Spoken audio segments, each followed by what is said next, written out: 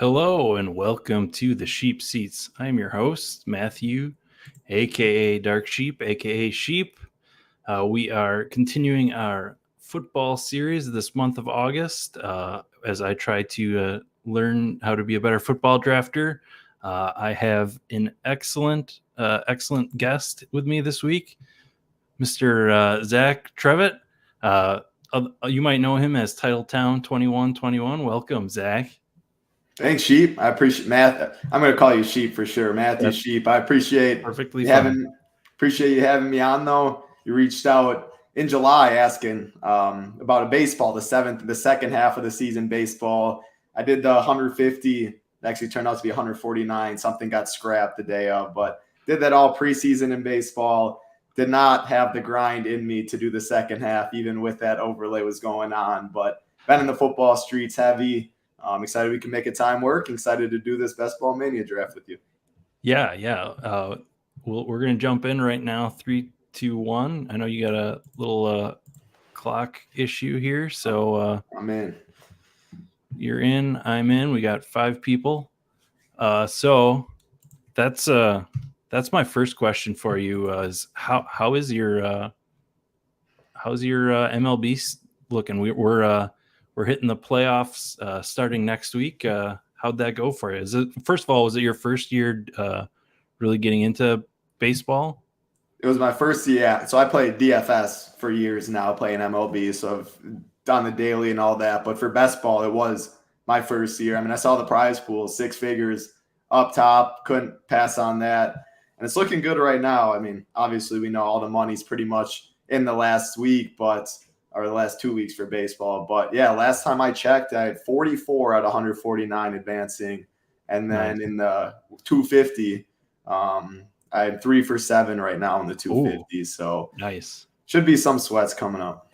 Yeah, I'm just barely squeaking one of my 3 through there. I don't know if I'm going to make it by Sunday.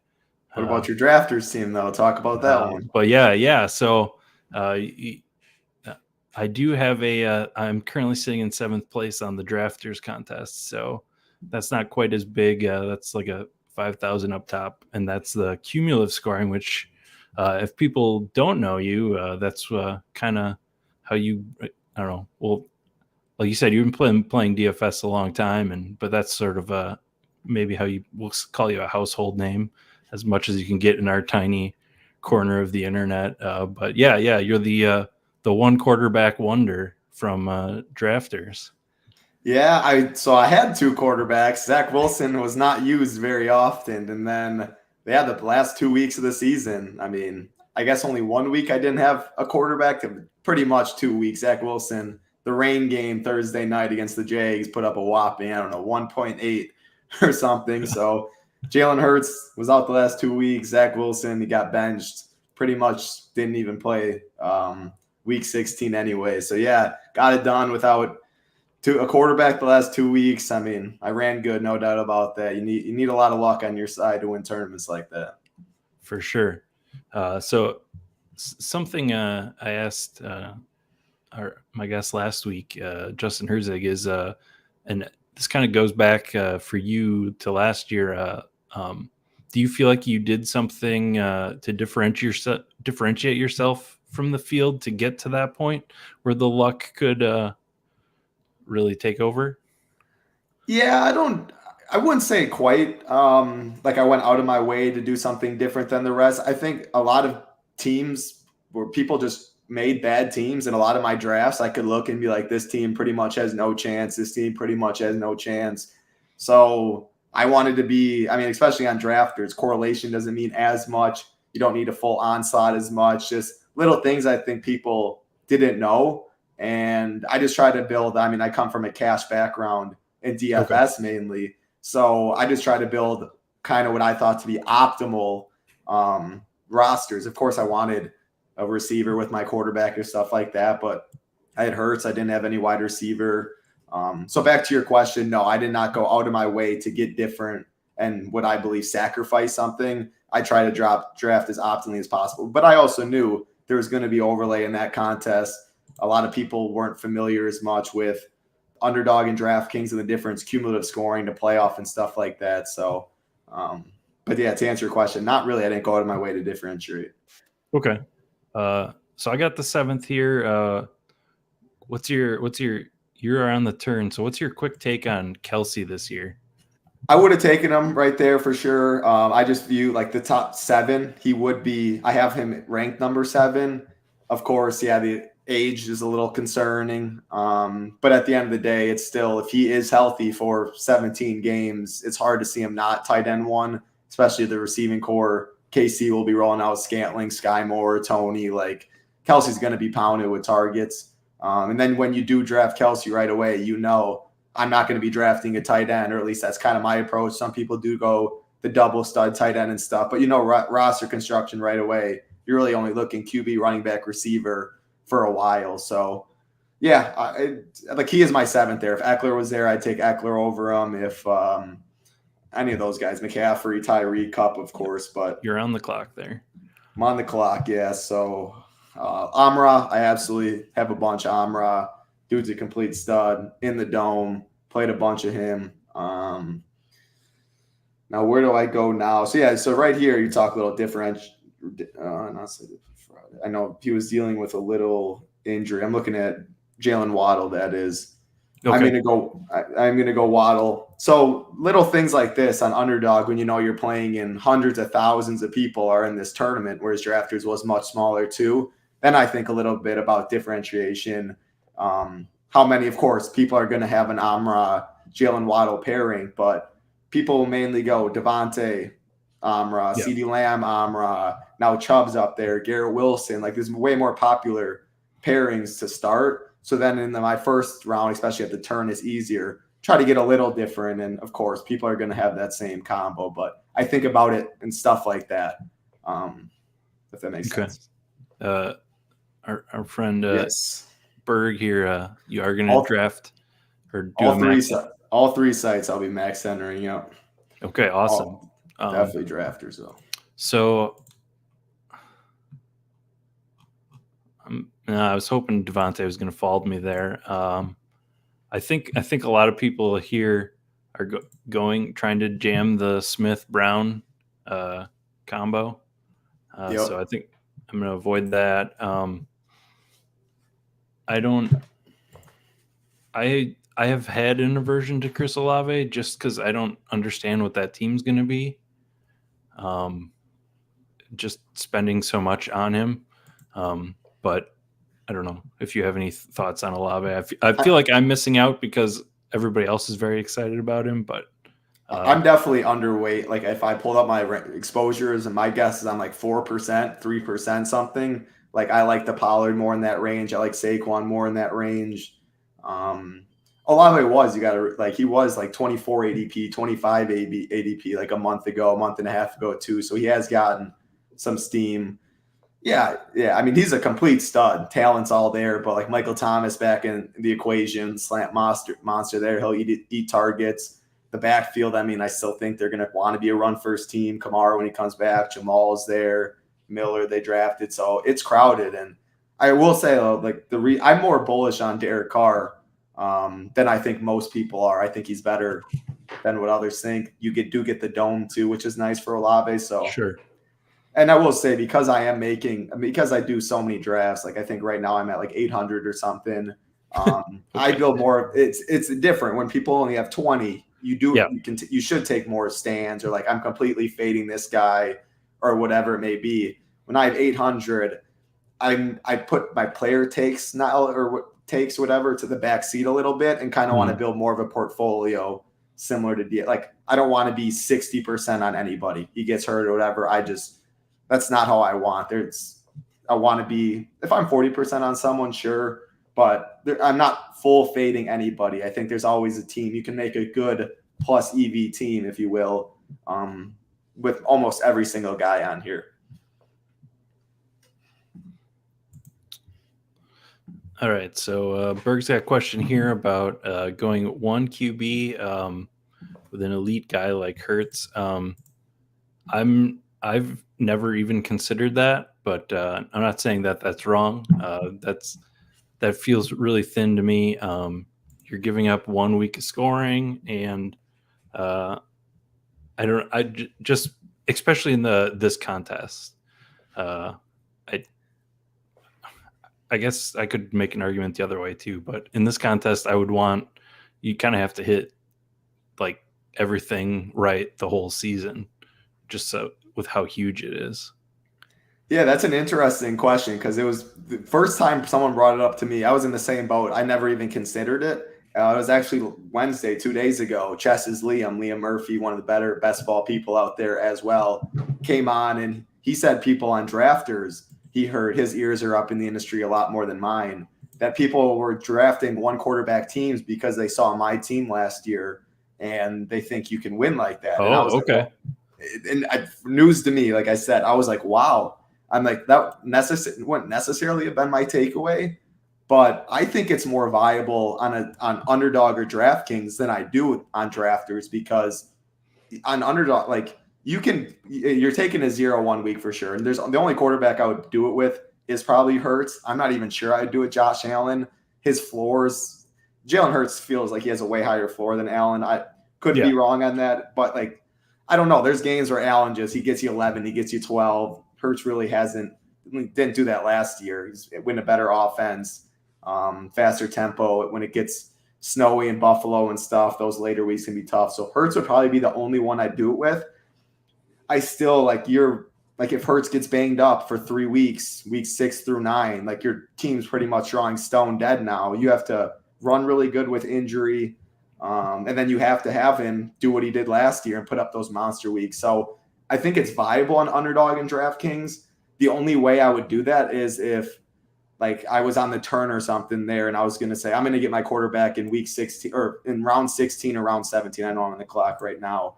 And I come back and like the only quarterback left, like Desmond Ridder or Baker Mayfield. And I'm like, I'm never going to use those guys anyway. Then I would be fine doing that, but it's not my preference. So I'm on the clock right here. Yep. You start out 2 wide receivers. Yep. I'm going to go 3 receivers and Lamar. All right. And Lamar and Keenan. I think at this point, Lamar is probably my highest drafted quarterback. I just, I do that every year, I think. Yeah. I feel like he always has that ceiling of those guys that are going before him, and then he gets injured. Yeah. I love him this year too. The new OC there, they're going to play a lot faster. You get Zay Flowers in the consideration. It sounds like Dobbins will be back a lot sooner rather than later. So I love Lamar. I love Andrews, Zay Flowers. Bateman was falling ADP because of his injury. Probably going to raise a little bit, but yeah, I'm bullish on that offense for sure. I have a good amount of Lamar. All right. I'm going to go Mike Williams here. Big Mike. Just take the wide receiver on the best offense. I think here, last draft, I built the Atlanta double stack, and I don't really want to do that again this time. So. Yeah, even when I do get like Drake London and Pitts, I still can't pull the trigger on Desmond Ridder. Okay. I don't know. So he's someone I think I legit might have 0 of, and Baker Mayfield, I think I have 1 share. And I remember the exact draft. I was doing it live, and it was one of those situations. It was on drafters, everything. He was the last guy available that I think is going to be a starting quarterback. But man, you like Desmond Ridder. If you like London and Pitts, it makes sense to like Ridder. Yeah. Yeah, that's really the bet is those guys need him to also succeed. Yeah, because you're paying so much for them. They might legit throw the ball like 25 times though, and 22 of them are going to London and Pitts like that. Right. Yeah. Yeah. I think there's outs there, right? And being not a football, like hardcore football watcher, really even talent, I don't think I watched Desmond Ridder play a game. Maybe that helps me click his name. Yeah, I watched him in college. He has some legs too. They're probably going to stack the box and make him beat you or make Ritter beat them is what I'm expecting. Bijan back there, Algier. I mean, who knows about Cordell Patterson? Like, I think teams are going to say, yeah, beat us. And even, I don't know, the Pitts London, as long as they're both healthy, it makes doubling one of them a lot harder. If they do, I think Pitts would get the double. But yeah, Ritter makes it. Yeah, in college I watched him a little bit at Cincinnati, but I don't have much. That's for sure. So I'll ask you: Jimmy Garoppolo, Mac Jones. Who else is all the way back there? C.J. Stroud, Sam Howell, Desmond Ritter. Like any strong? I guess you can throw Tannehill in that boat. Any strong leans of those guys?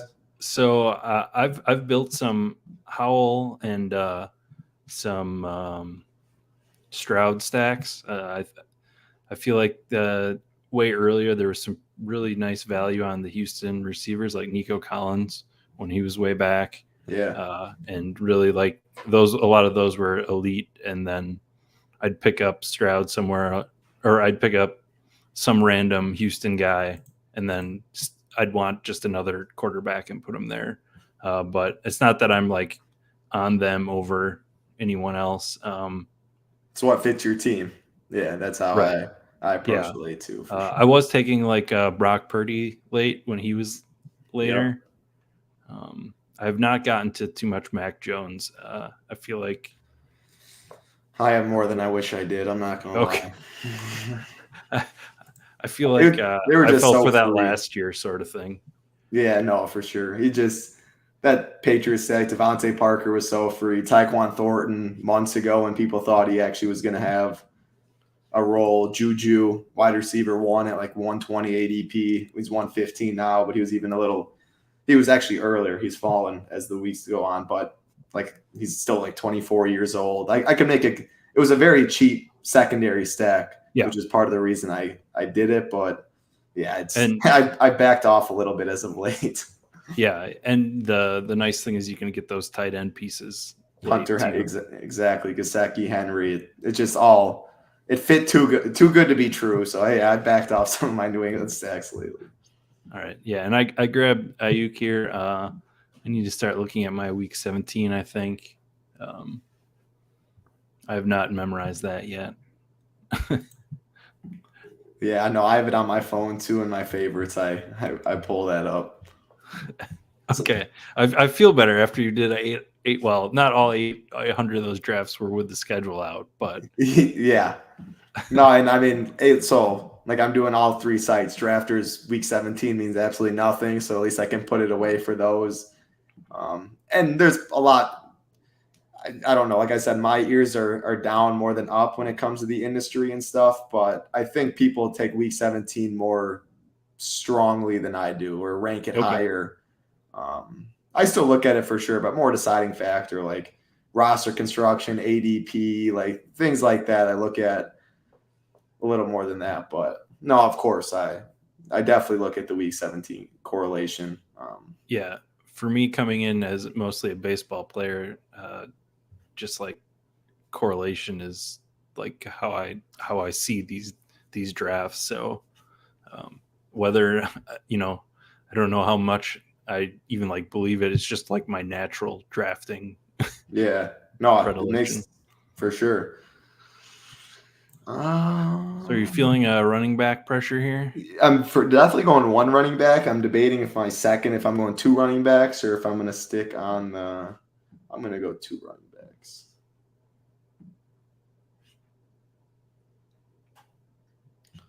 Madison Acres. I saw Kareem Hunt is visiting Minnesota. Yeah.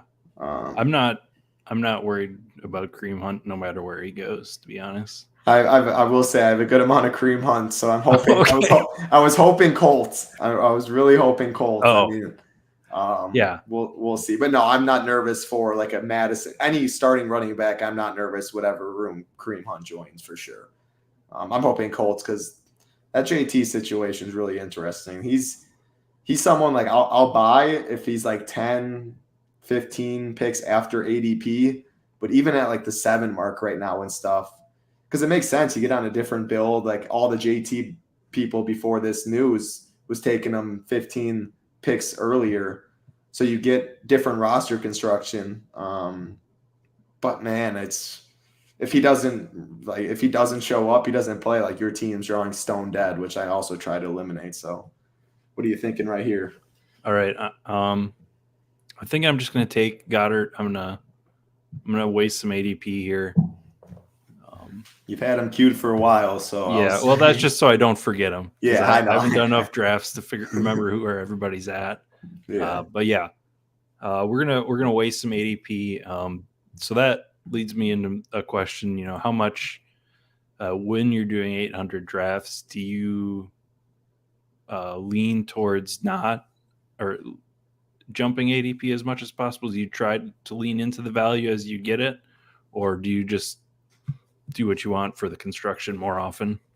Yeah, I generally stay around ADP. I think it's, especially now, it's pretty efficient. The earlier in the season, when there wasn't as many people drafting and stuff, I jumped around a little more in the player takes and the ranks and stuff.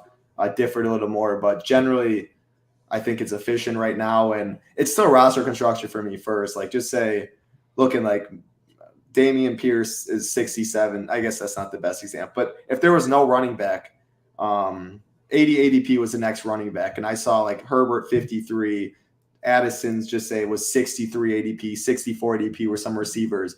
I would go and take, if I wanted a running back, I would jump ADP. Like, even if I had the 63rd pick, I would take an ADP running back of 80 if I needed a running back and pass up all those other receivers. So I still value my roster construction, the needs of my team.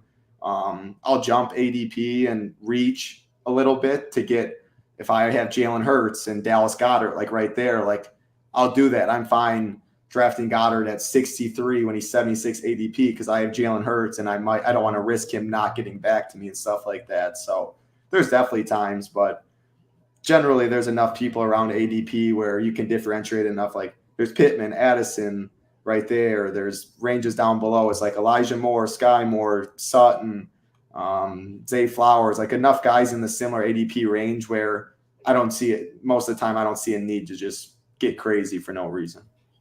Okay. Yeah, that was I had a brief second there where I was thinking about taking the Justin Herbert fall to go with Mike Williams, but I don't know. That felt like I was going to put myself too far behind. I debated a little bit too for a second because I had Keenan, literally a split second. So like, and that's like a part of the reason I would have done that is to get different. Like, who's going to have two elite quarterbacks, Bills, and stuff like that. But I don't generally do that as much because you're drafting like you're going to be right. Like, you're going to use Jalen Hurts almost every single week. If not, your team's not winning anything anyway. I'm going to use Lamar most weeks. He's got to be a top 3 quarterback for me.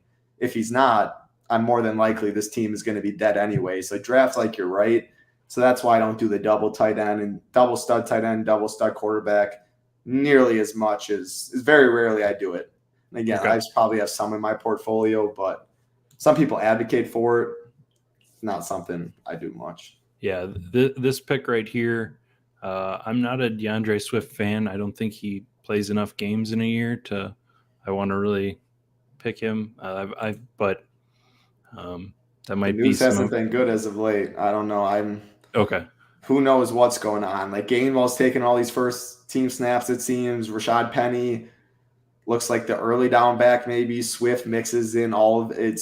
It seems chaotic in Philly, and I would rather take the ADP discount on Penny and on the clock right here on Penny and Gainwell for sure right now. So I'll answer this question first while you take your picks here. But the question is, do I go all in on certain players to try to cap it at a certain percent? So for me, as someone who does only, a far less football volume than baseball for the season long stuff, I don't really cap myself, and just sort of lean into bad player takes. Like last year, it was Hunter Renfrow. The year I had before, a lot of Renfrow too. The year before, it was Latavius Murray. So yeah, so it maybe not be the best thing, but I don't really worry about it myself. I imagine you're a little bit more worried about it. Yeah, I mentioned a little earlier because I know I'm having so many drafts and five figures in or whatever it may be. Like I don't want that much invested in any certain player. There's so many like each team you can build. Like if I have 40% of someone, I'm fine with it. If I see in my portfolio I have 60% of someone, that's more than I want. So to answer your question, yes, I do. But a lot of it's like I'm not every day checking my exposures and be like, oh, can't do this. Like I have a general idea in my head. I've drafted a lot of Zay Jones. Now in this range, I'll go Juju, I'll go Tyler Boyd, or like I'm drafted a lot of whatever. Let's just say it's Penny in the mids here. Okay, I'm gonna go Dylan this draft, Chardonnay, Gibson, P Ryan. Like it's more of a mental note I know in my head where I've been doing it drafting teams for months, even before the draft, the big board and stuff, where it's like, Yeah. okay, it's time to scale back a little bit and take others that way. So it's not a hard set rule by any means. So there's no right or wrong answer. I mean, you have 70% of a guy and you nailed that take. You are way above the field to ship $3 million, which is the ultimate goal. It's all risk preference. And yeah, Yep. I try and be as much risk adverse as possible. And I mean, I can't cash games. It's what I do in DFS mainly. When I do MME and tournaments and stuff, especially MMA, like I play a lot of the fighters. I try and it only takes one lineup. It's all it takes. Not all 150, 149 they could all take last place. 149 teams in the whole bag. That one team wins. That's where all the money is. So that's kind of my approach. Yeah. So you let's talk about it. You do a lot of different sports over for Ship It Nation now. So yeah, look, why don't you talk a little bit about you while we have a little lull here in the drafts and what you're doing. Yeah, so I've been playing DFS since I don't well before I was supposed to. I'll just leave it at that. But yeah, I grew up playing basketball, baseball, football. It's all 3 seasons, so every time of the year you have something going on. And it's the three biggest DFS sports. So right away, translated easy: baseball in the summer, basketball winter, NFL. Of course, got into MMA years ago. Fell in love with the sport, so I do a bunch of MMA stuff. I play golf, DFS golf, not real golf. I'm not good at that. I don't do content. We have guys at Chippin Nation, Tambo Hoop do a great job there. But yeah at chippination.com, it's a DFS site. Probably most people watching this probably know we do best ball and all that too. Stay busy every single day. It's baseball season right now, best ball season, NFL soon. Baseball will wind down, NBA season. Just always keep myself busy. Sports is life, man. So yeah. I've completely basically cut most other sports out other than football and baseball. I never really got the hang of it, so on any of them. So hey, there's nothing wrong with that. Pick where you have an edge, and especially baseball. You keep like that's your favorite and all that. Like baseball is still very new in best ball. Like I did a lot of research and different roster construction and like I play every single day in DFS, but when you're drafting before the year, like it's still NBA playoff time, like NBA regular season, then there's playoffs, like NFL just wraps up. I'm not grinding the preseason tape, the fan graphs, all that. So my player takes in MLB similar to I have way more player takes in NFL than I do MLB, but I do way less teams. But I still try and differentiate my portfolio. I don't want to I don't know. Actually, I'm going to look at who my highest own what he was in MLB because I'm curious, but it definitely wasn't over 50%. Okay, yeah, and so I'm going to build the 43. The super Philly stack here and throw out Rashad Penny. I've been taking a lot more Penny as of late too. Like I said, Swift is pretty much a ton. So some player takes I definitely have. Like I boosted Rashad White, James Cook. These guys look to have legit 3-down rolls, possibly. Swift, I'm really concerned about. Gainwell, Penny, I boosted a little bit. I do like Chardonnay right there.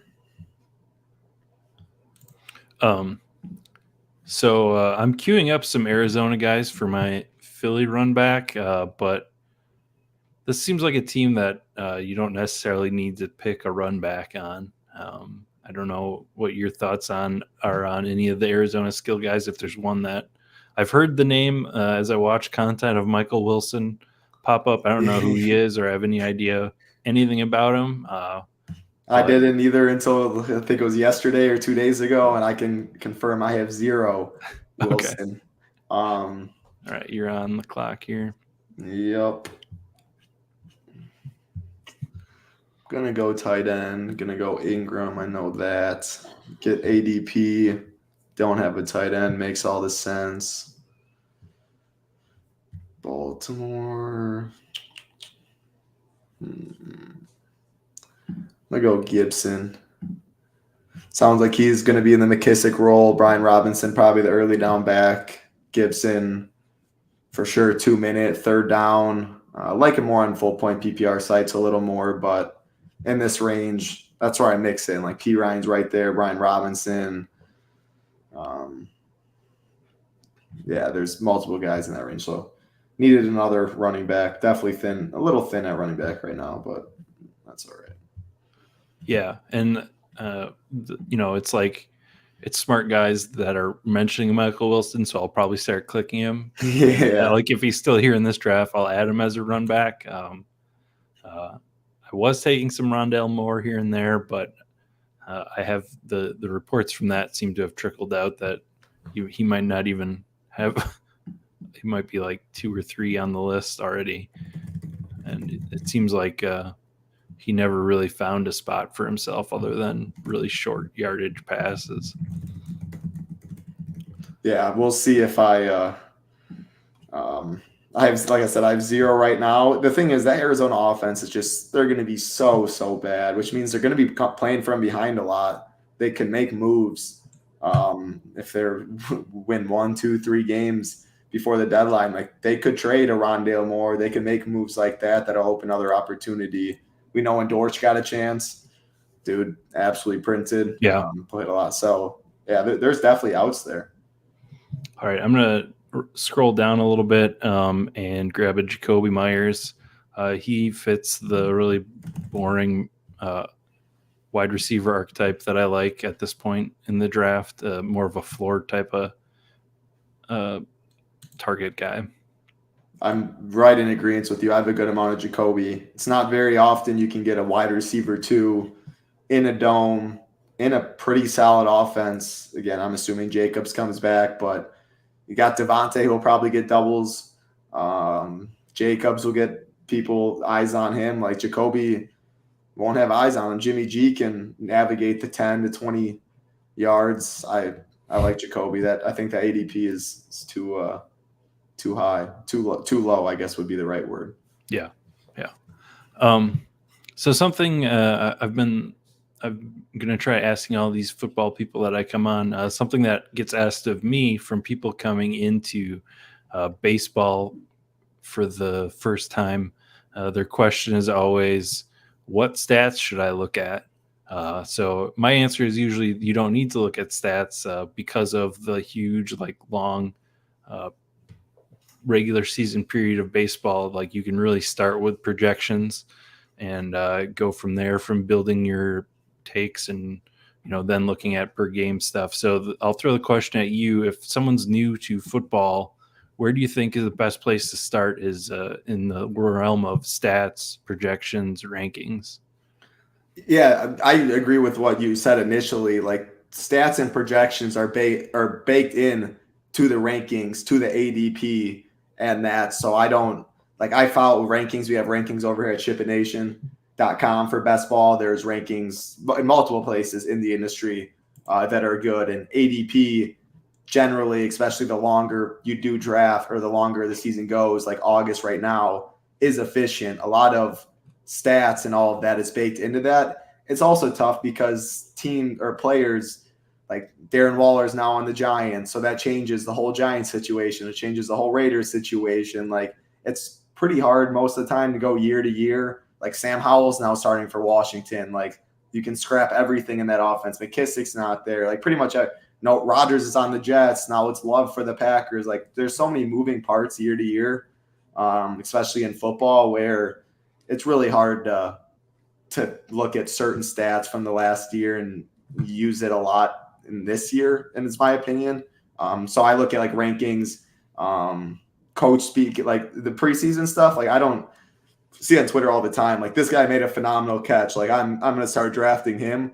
I don't care as much about that stuff. I like hearing like a little bit like Waller can't be guarded. You hear right now, but Yeah. Swift isn't taking first team reps. Like little things like that, I weigh a lot more. But yeah, back to your stats, projections, all that. It's baked into ADP. It's baked into rankings, so not nearly as much.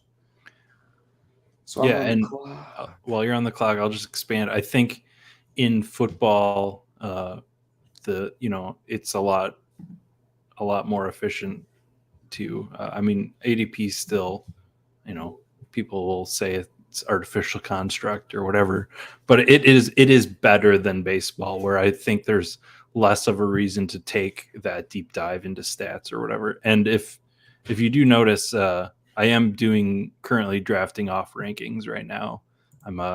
I've been using the Pat Crane rankings this year as a can't go wrong with the guy that won $2 million. Exactly. Yeah, so there's good rankings everywhere.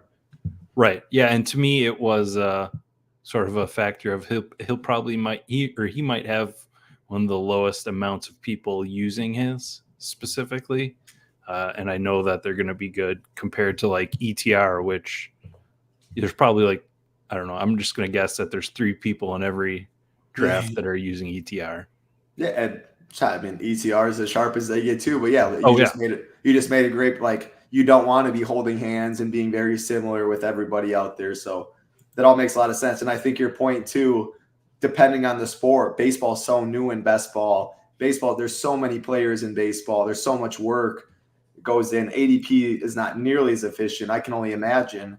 Like that's part of the reason I've even debated diving fully into 150. I'm not studying all of these guys and all of this, but then I go back to the basics, figure out roster construction. Okay, I have like the Cardinals. I can go Goldie, Arenado, Wilson Contreras, Edman. Like you go some Brewers. Like correlation matters in baseball. So little stuff like that and roster construction is kind of how I drafted baseball. Throwaway player takes max. I guess I just checked. So I had 43% Wilson Contreras, which did not know that. But I only had 3 other people above 30%. Otherwise, everyone was above 20, which I generally, when you don't have a strong player takes that way, mixing your portfolio and all that is. But when you do think you have a big edge, and you for baseball, it sounds like you most definitely do. That's why I'd be okay going 60% on this guy if you think he's 25 ranks lower or better in ADP than what he's going at. And that's, you find more inefficiencies in a baseball market for sure than you will NFL when there's thousands and thousands and thousands of draft every day. All right. So the last one on the list of and then this is a whole nother realm. If you want to play the guys that you like and you like to watch them, that's fine too. Like that's one of the awesome parts about this game is it's a way to put $25 on a group of players that you want to cheer for a whole season. That's the great thing about it's your money. This game, they allow you to do a lot of different things. People play DFS for entertainment, people play it for best ball. They don't care if they burn all their, like, you can do whatever. It's a great thing about this world, especially in best ball, now that you have the ability to do whatever.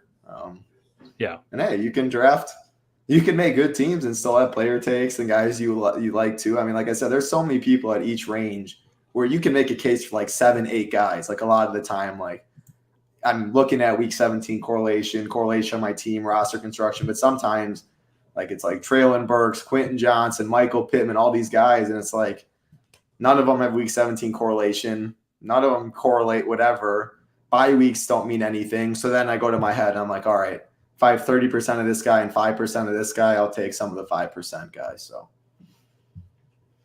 all right. So I did build up a little bit of a Tony Pollard, Michael Gallup stack there. So we'll see. I might throw one of these Detroit guys later, but I probably won't. Just queue them up. I am hitting a point where I'm not sure what to do about my second quarterback. I sort of built out some guys that I thought maybe I could get a late quarterback on. Brock Purdy still is there, so maybe we'll do that. I'm not too sure yet. Yeah, I'm in the same boat as you. None of my pieces are stackable with the quarterback. But at the end of the day, I'm going to leave this team a lot more unstacked than I usually like to. I'm fine doing that with a Josh Allen, a Lamar, a Jalen Hurts due to their rushing, Anthony Richardson due to their rushing upside, that they can get there that way, but still not my favorite for sure. You got plenty of Philly, so you're looking good that way. My team, it's different than I usually draft, but that's a nice thing about doing so many too. So I was just talking about waiting for Michael Wilson, but Rondell Moore is dropping. He'll probably drop some more if reports are bad, but I'm going to take him as my Philadelphia run back and assume that if I'm right, he's going to be an important guy to any sort of ball movement to that team. I have a good amount of Rondale. I had a lot of them. I got a lot of him in Hollywood before, like, they even knew what was going. Before, it was like the Kyler situation, no one knew about. It was like pre-draft and all of that. Then their ADP, or when Hopkins was still maybe going to be on the squad too. Okay, I'm on the clock right now. Yeah, it's most definitely pretty tough right now. I'm going to go.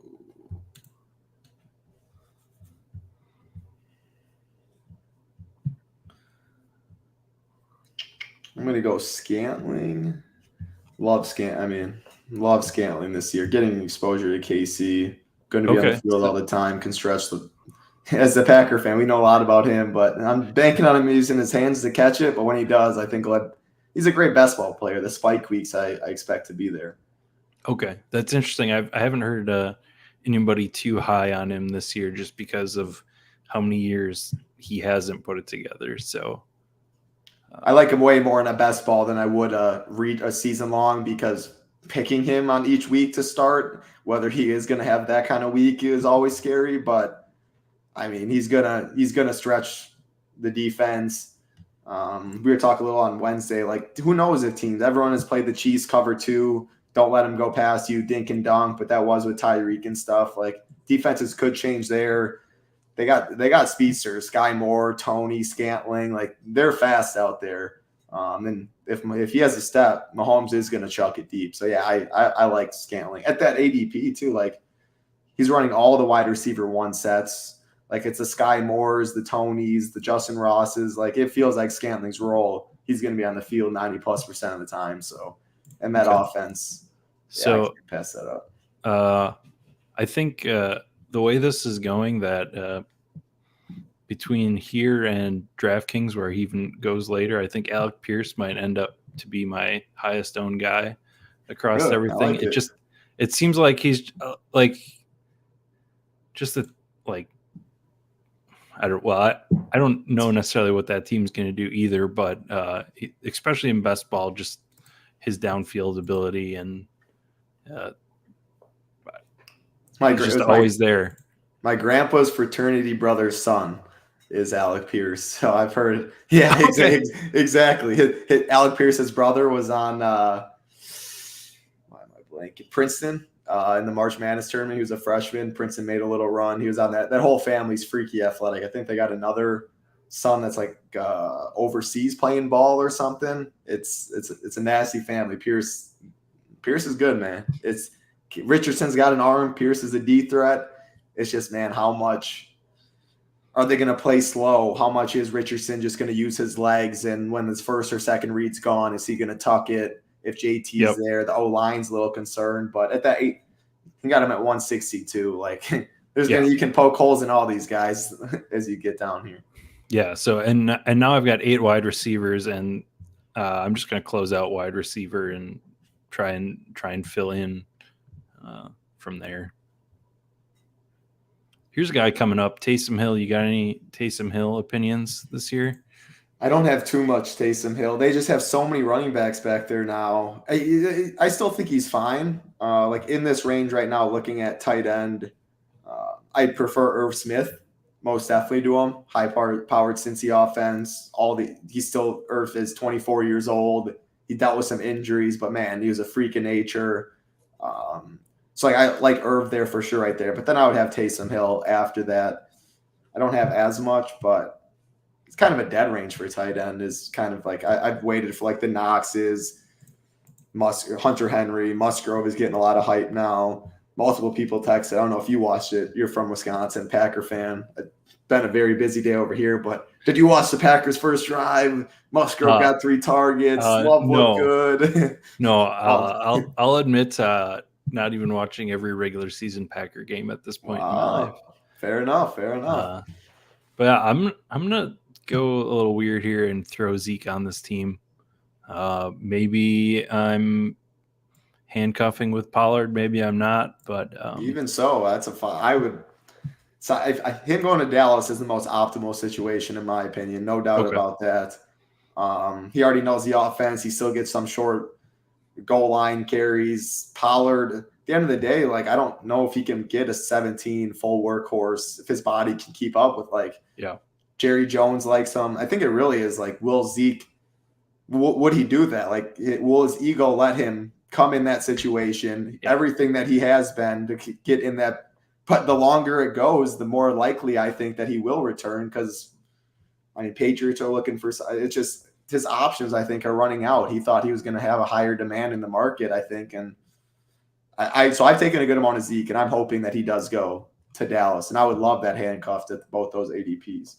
Yeah, and for as far as that goes, the whole like offseason narrative there is with the offensive coordinator Kellen, right? Kellen Moore. Kellen Moore going.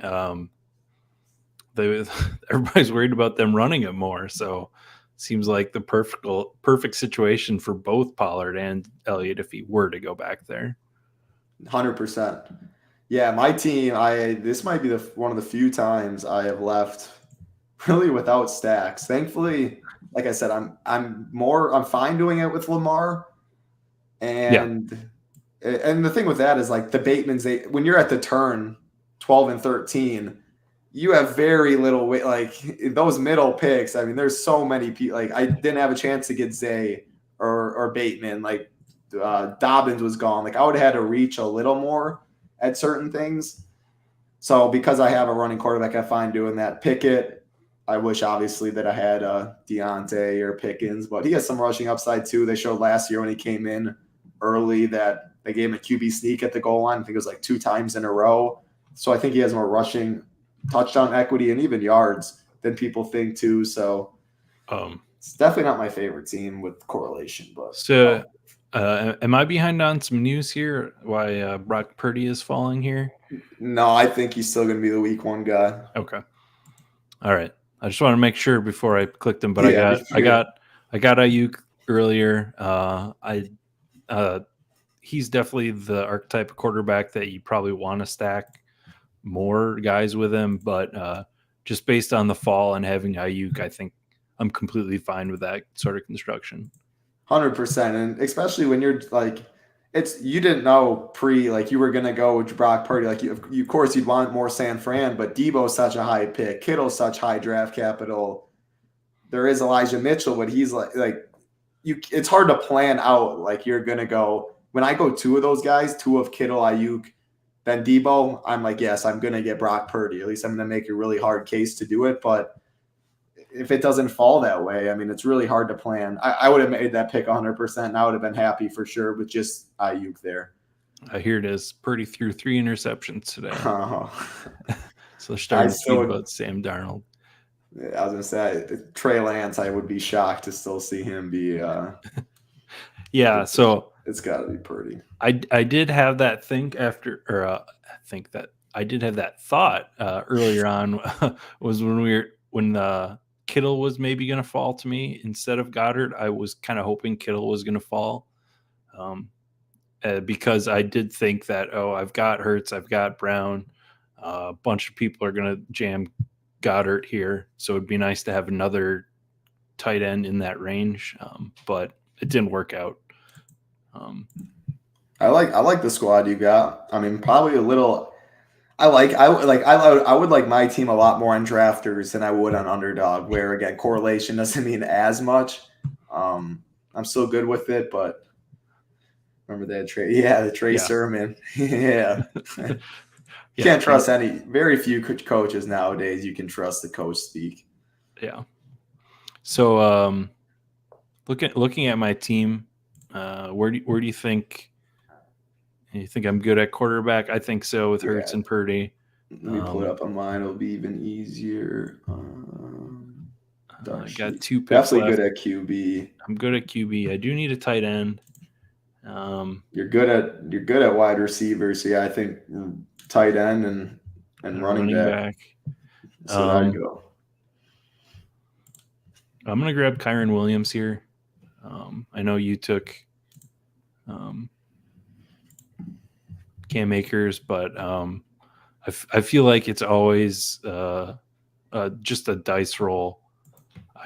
That's another team, the Rams. I never know exactly what they're going to do at running back. Like playing week to week in DFS, like I feel like you could just roll dice. Like for sure. That's and another place where it'll talk somebody up and then sit them.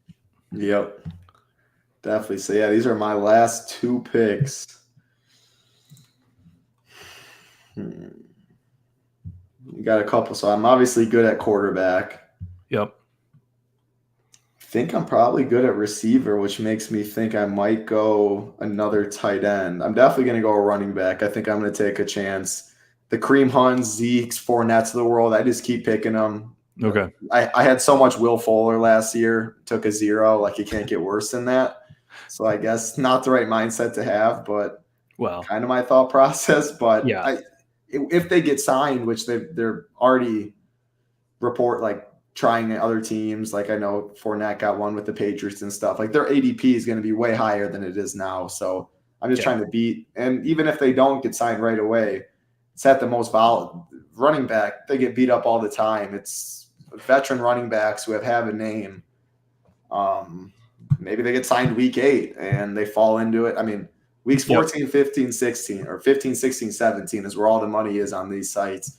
Even if they don't play half the season, if they play the second half, fresh legs, sign me up. So, but yeah, man, zero correlation. Come on this show, doing all this. You're just too engaged with the discussion that you were a little bit distracted.